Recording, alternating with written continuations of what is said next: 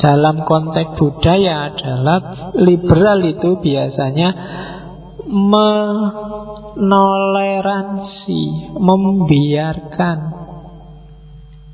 tidak anti terhadap budaya, gaya hidup, pilihan ekspresi setiap individu. Lembaga-lembaga sosial nggak boleh ikut campur. Ya termasuk misalnya, tak kasih contoh yang ekstrim ya, pemerintah nggak boleh ikut ngatur-ngatur sastra. Orang mau nulis apa aja boleh, itu haknya dia. Kayak di Denmark bikin kartun Nabi Muhammad, oh itu ya haknya mereka yang bikin kartun.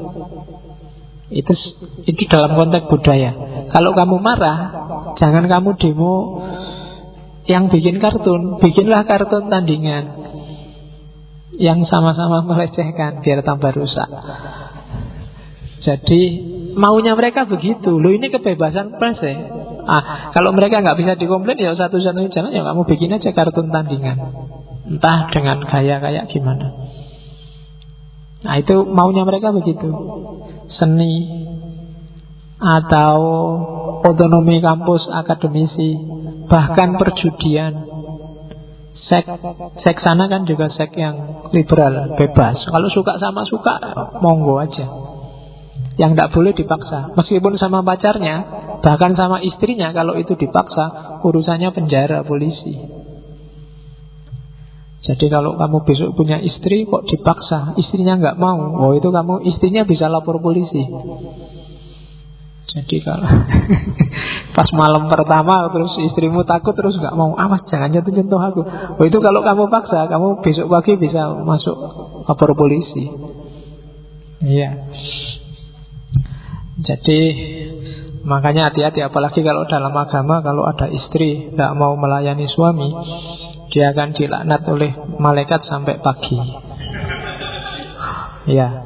Nah, karena itu kalau perempuan caranya gampang, biar nggak dilaknat malaikat, di rumahmu dikasih gambar makhluk hidup. Karena kalau ada gambar makhluk hidup di rumah, malaikatnya nggak akan masuk. Jadi malaikat nggak jadi masuk, kamu nggak dilaknat, akhirnya nggak tahu malaikatnya di dalam rumah. Jadi triknya begitu.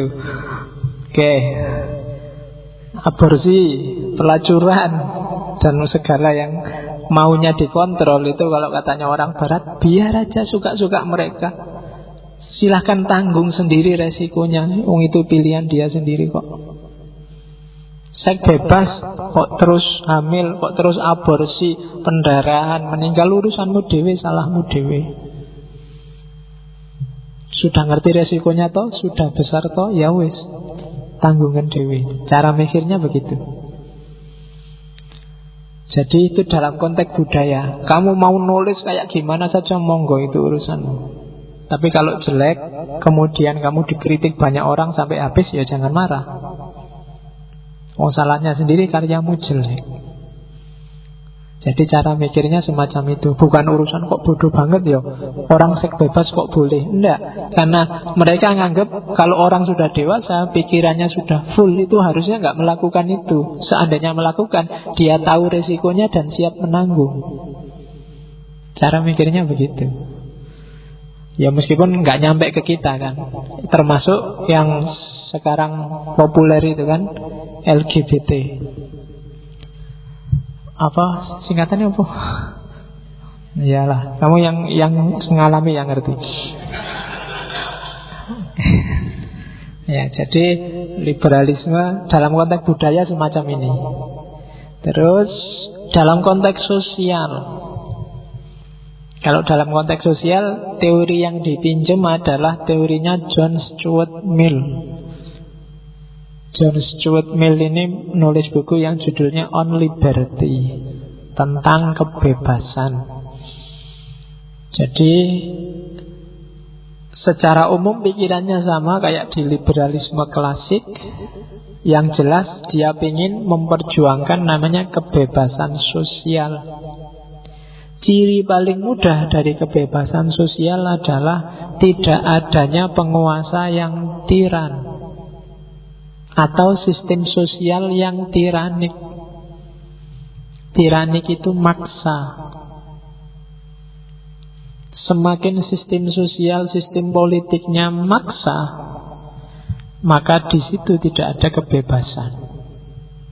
Termasuk kalau di John Stuart Mill ada termasuk jenis tirani adalah tirani mayoritas atas minoritas. Yang tertarik bikin tesis atau skripsi misalnya tentang perilaku Islam yang mayoritas di Indonesia, boleh kamu pakai kerangka teorinya John Stuart Mill. Apa sih yang dimaksud tirani mayoritas atas minoritas? Kira-kira kalau Islam Indonesia yang mayoritas ini sudah tiran apa belum?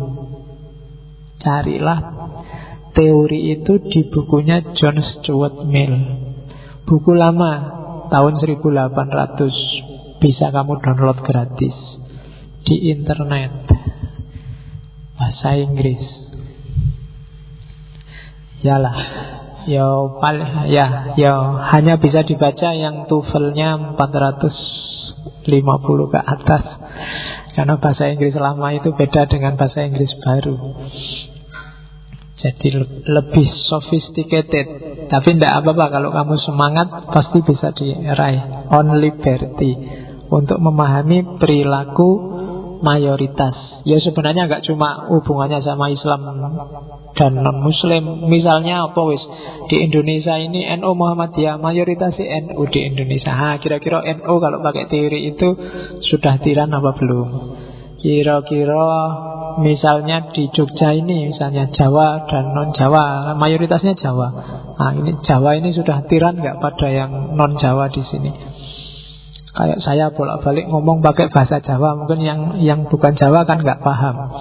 Nah, itu golongannya sudah tirani apa belum? Kalau kamu sudah merasa ini tirani, ya besok tidak usah ngaji lagi, tidak apa-apa. Iya, masa ngaji istilahnya bahasa Jawa semua, nah ini tidak apa-apa. Oke, terus ya, untuk ngontrol biar tidak terjadi tiran, sebenarnya keywordnya kalau di Mill kayak tadi, harus ada konstitusi, aturan bersama yang menguntungkan semua pihak. Kalau aturan ini ada, ini dia bisa ngontrol penguasa, dia bisa ngontrol yang tiran-tiran. Nah itu liberalisme sosial. Oke. Yang paling inti hari ini itu yang sering jadi tema adalah liberalisme ekonomi. Jadi bebas secara ekonomi. Ini yang sering jadi sumber masalah. Ciri paling gampang liberalisme ekonomi itu free market, pasar bebas. Jadi free market itu awal dari tadi, karena orang boleh punya kepemilikan pribadi, maka pasar harus bebas. Pemerintah jangan terlalu banyak intervensi. Institusi-institusi sosial nggak usah ikut main. Setiap orang silahkan bermain ekonomi sesuai kekuatannya masing-masing. Yang punya modal sekitar 1 juta, ya jangan mimpi buka perusahaan besar. Ya sakuatmu aja, mungkin buka-buka angkringan cabang apa buka-buka. Ya angkringan cabang itu anaknya angkringan. Ya kan tidak apa-apa. Kan strateginya bisnis kan gitu. Ada loh warung soto itu yang semuanya cabang, pusatnya nggak ada. Jadi di Kaliurang cabang jalan Parangtritis, di Parangtritis cabang jalan Kaliurang, terus jadi ketoke ini cabang, padahal di mana-mana cabang. Tapi kelihatan gaya kan banyak cabangnya kayak konglomerat. Kamu juga boleh gitu, angkringan apa cabang dari itu cabang. Jadi free market itu bebas. Kamu pengen bisnis kayak apa, yang penting nggak ada paksaan, nggak ada kecurangan, nggak ada penipuan, bisnis aja. sebisamu. Itu free market. Yang modalnya kuat bikin perusahaan besar, ya monggo. Kamu nggak usah iri. Kamu kan termasuk yang modalnya lemah. Nah, jadi yang lemah ya sesuai dengan gayamu yang lemah. Yang kuat, usahalah di level yang kuat. Itu free market. Ada untungnya, ada ruginya. Kita lihat ya cirinya. Dari prinsip itu nanti lahir yang pertama. Free market dan ekonomi liberal itu kayak apa sih? Semua sumber produksi adalah milik masyarakat via individu-individu. Jadi tidak bisa bumi, air, dan tanah itu milik negara, tidak bisa. Kalau airnya ada di karanganku, ya milikku. Kalau tanahnya ada di warisannya bapakku, ya jadinya milikku. Negara nggak bisa mengklaim. Jadi itu untuk kepentingan rakyat, tidak bisa. Kalau negara butuh, ya beliau dari aku bayar. Itu pasar bebas. Terus masyarakat bebas milih sumber-sumber produksi. Pemerintah jangan ikut campur. Pemerintah itu cuma jadi wasit aja, nggak usah ikut-ikutan menetapkan harga lah, nggak usah. Harga biar disepakati pasar, nggak usah menaikkan menurunkan. Terus yang keempat, ya masyarakat nanti akhirnya biasanya terpilah jadi dua. Ada kelompok yang menguasai sumber-sumber produksi, ada masyarakat yang hanya pekerja saja karena nggak punya sumber produksi. Terus biasanya terus muncul persaingan dalam rangka nyari untung. Terus segala aktivitas parameternya pasar. Kamu protes misalnya acara TV kok tidak mutu semua, terserah yang penting laku, kata TV-nya. Orientasinya pasar. Pak, ini kurikulum kok kayak gini kok Pak, tidak mutu. Loh, itu kemarin sudah survei, pasar minta kayak gitu. Urusannya pasar. Kalau sudah kayak gitu berarti kampusnya sudah jadi pasar. Jadi kalau ya idealisme keilmuan, bahkan agama pun ketika masuk ke ranah ekonomi kan juga jadi pasar. Ustadz atau kiai yang masuk TV boleh ngomong apa, tidak boleh ngomong apa. Misalnya, hati-hati ya ngomong tentang si A, sekarang sensitif loh. Jadi kalau ustadznya sedang berapi-api ngomong si A, begitu ada kata-kata si A terus jadi tut, TV-nya tit, ngomong disensor terus ngomongnya untuk kepentingan pasar. Jadi itu ekonomi liberal. Parameternya pasar. Dan pokoknya maju mundurnya boleh tidaknya ukurannya pasar. Pasar masih butuh ya, pasar masih menyerap ya, dan seterusnya. Pornografi Pak di internet luar biasa. Lah tapi orang-orang masih seneng ya. Yang download jauh lebih banyak daripada yang download e-book Al-Quran apa-apa, itu jauh persentasenya, termasuk di Indonesia. Indonesia konsumen pornografi terbesar nomor 4. Loh, itu kan menurut saya, ya kita naikkan lah nomor 3 atau nomor 2. Nomor 4 kan masih belum dapat piala. Naik podium itu kan nomor 3 paling enggak. Ya kalau bisa tahun-tahun depan kita naik podium lah. Masa nomor 4 itu kan belum dapat anunya. Oke. Ya jadi lu pasar itu kan namanya wong butuh kok. Kamu sendiri, jadi produsennya juga semangat. Karena apa? Kamu juga semangat download. Sekali download dia dapat berapa. Apalagi yang model dijual model DVD lah, model itu ternyata ya laris luar biasa. Padahal kadang-kadang tidak ada ceritanya, ya wis langsung. Dan kamu senengnya itu loh, kadang internetnya lambat juga kamu tunggu dengan setia. Oke. Ya. Jadi kamu setiap hari ngeritik ekonomi liberal, kapitalisme, wong kamu yang mensukseskan kok. Aktor-aktornya kamu juga. Tidak ada yang lain. Oke. Keuntungan dan kerugiannya nanti kamu baca sendiri ya. Sudah bisa diraba sebenarnya. Keuntungannya apa, kerugiannya apa. Termasuk yang saya tulis di sini. Kalau kelemahannya ya kadang jadi monopoli, yang kaya makin kaya, yang miskin makin miskin. Kalau birokratnya korup kayak di Indonesia ini, pasar pasti jungkir balik, sistem ekonomi pasti kacau, gejolak karena penguasaan sumber-sumber produksi, persaingan bebas. Dan akhirnya hubungan sosial ukurannya kadang-kadang juga untung dan tidak untung. Agama diukur juga untung dan tidak untung. Pendidikan diukur juga untung dan tidak untung. Dan itu bunuh dirinya orang modern. Dampaknya kita rasakan sendiri. Jadi kelemahannya di situ. Oke.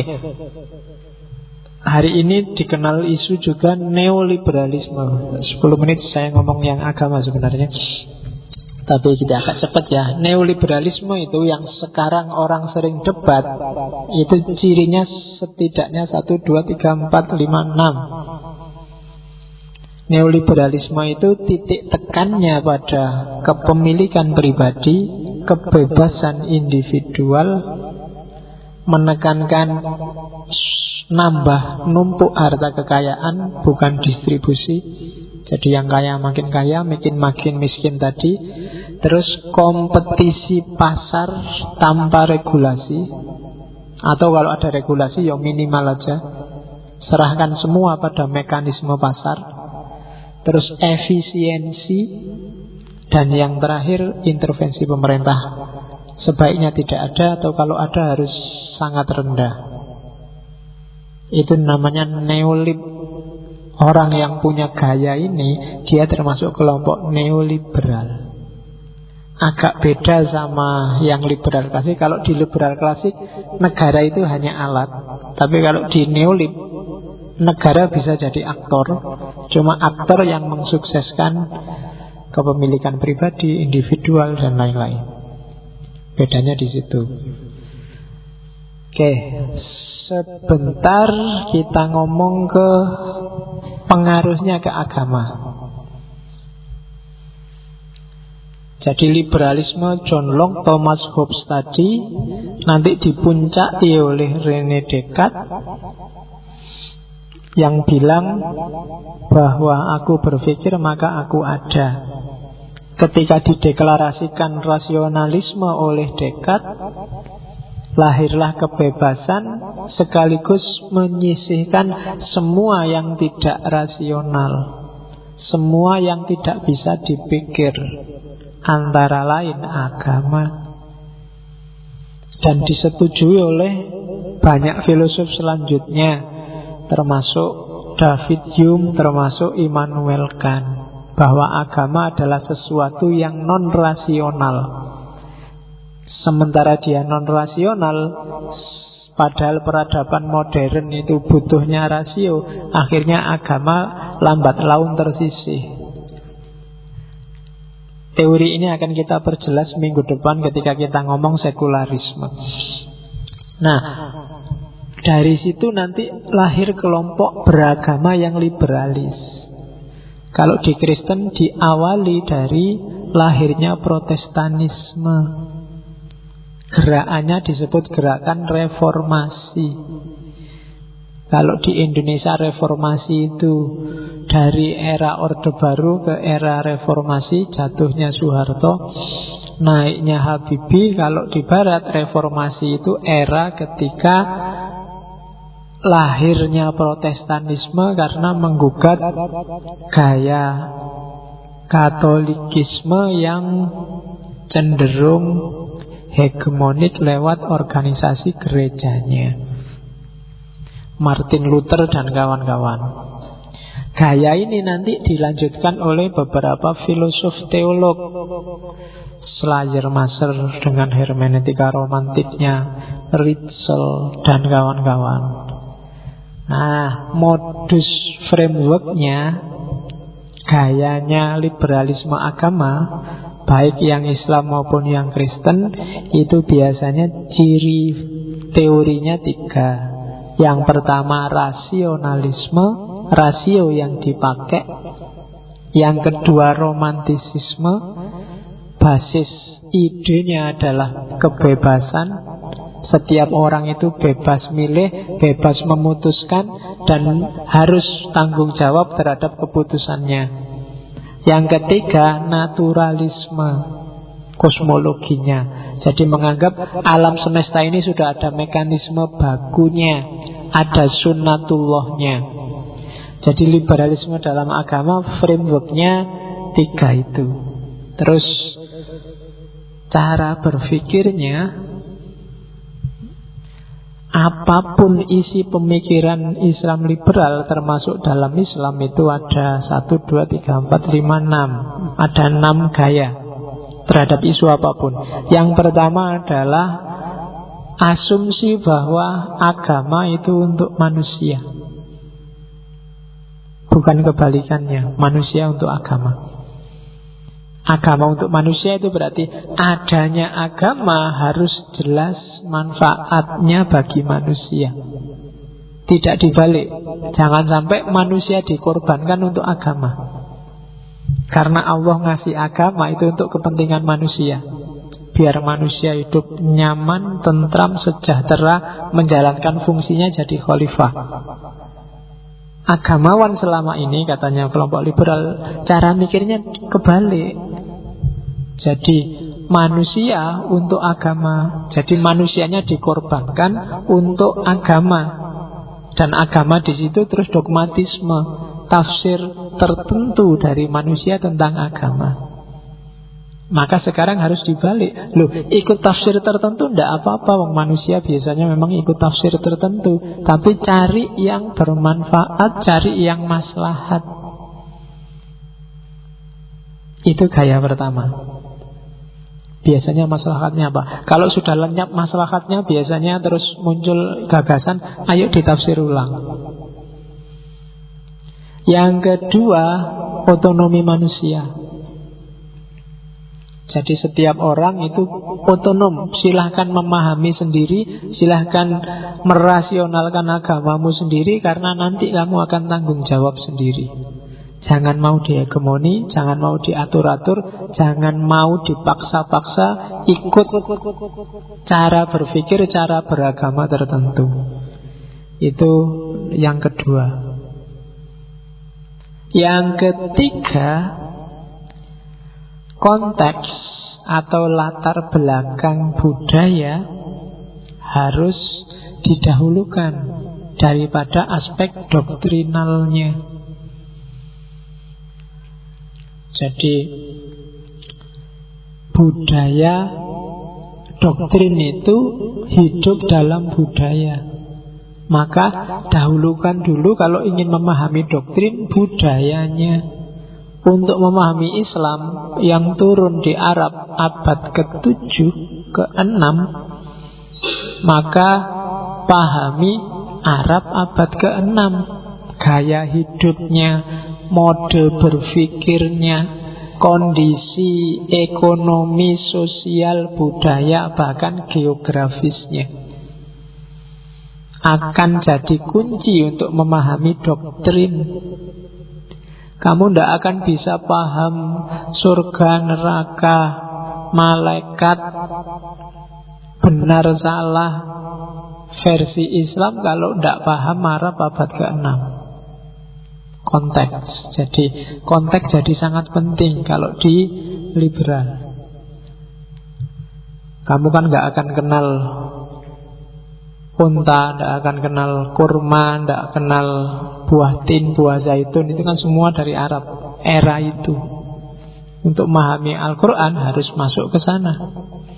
Terus yang keempat, relevansinya ajaran dengan kekinian. Meskipun kamu harus melihat budaya yang jadi settingnya di masa lalu, jangan berhenti di budaya. Kalau berhenti di budaya, kamu akan berhenti di jenggot, di jubah, di bathuk hitam, di apalagi sorban, berhentimu di situ terus. Jangan berhenti di situ. Kalau sudah paham setting sejarahnya, kamu harus bergerak ke masa kini. Itulah yang disebut nyari relevansi dengan kekinian. Al-Quran nyuruh nutup aurat, dipraktekkan oleh abad ke-6 pakai jubah, Indonesia abad 21 pakai sarung sebenarnya juga sudah cukup. Itu cara mikir budaya dan nyari relevansi. Yang penting kan nutup aurat. Pakai celana jin juga sudah nutup aurat. Pakai apa lagi? Sarung, celana jin, pakai celana kulot yang di bawah dengkul sebenarnya juga sudah nutup aurat. Hati-hati yang pakai kaos. Kan ada yang kaos cingkrang itu. Terus celananya yang low rise. Celana low rise itu yang kalau kamu bungkuk terus celana dalammu kelihatan. Itu kalau sholat saya tidak tahu ya. Kalau sampai kan kalau cowok itu pusar sampai dengkul. Pusar sampai dengkul itu depannya saja atau belakang juga masuk. Iya, kita fikih itu kan laki-laki auratnya dari pusar sampai lutut. Loh, itu pusar lutut depannya aja apa belakangnya masuk? Enggak. Kalau ditutup depannya aja misalnya bokongnya kelihatan, itu sah enggak kan? Banyak kan gurumu fikih ya. Loh, ya kalau belakangnya juga berarti kalau kamu yang kaosnya terus agak naik terus kelihatan pantat bagian atas, itu berarti tidak boleh kelihatan auratnya. Tapi kalau tidak apa-apa sama kiaimu ya tidak apa-apa. Cuma ya jangan kelihatan. Kalau pakai low-rise ya jangan pakai kaos yang cingkrang lah. Celana dalammu kan paling seminggu sekali baru dicuci. Kasihan yang lihat.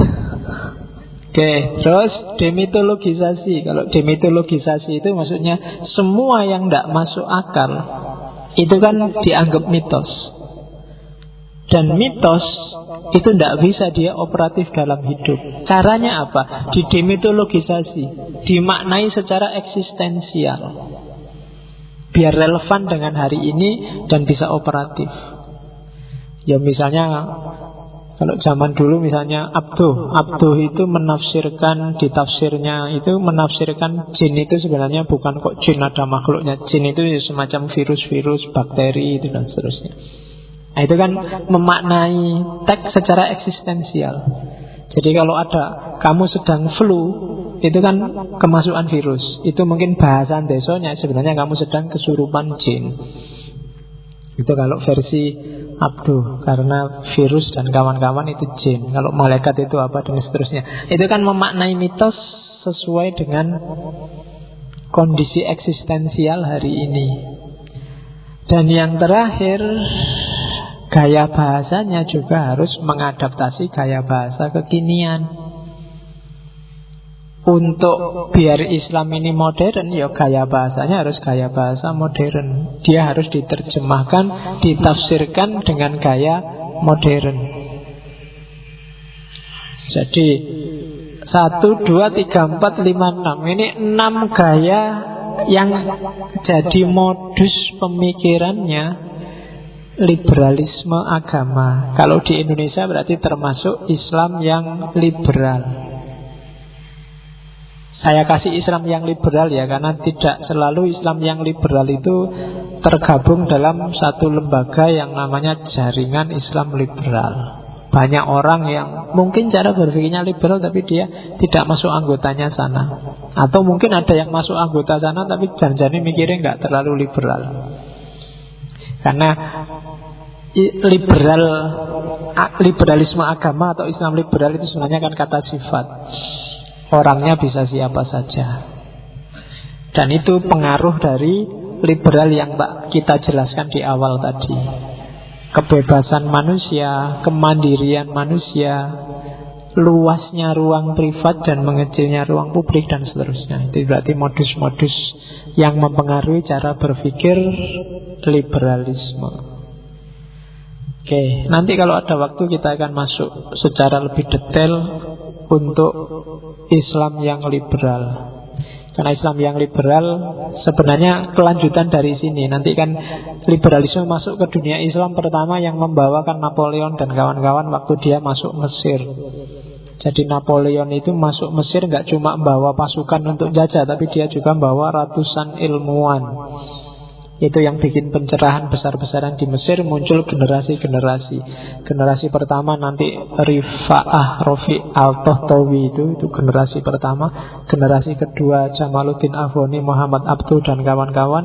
Generasi ketiga nanti muridnya Abduh, Rashid Ridho, Ali Abdul Razik dan kawan-kawan. Kalau di Indonesia itu sak level dengan Hasyim Asy'ari, Ahmad Dahlan dan kawan-kawan.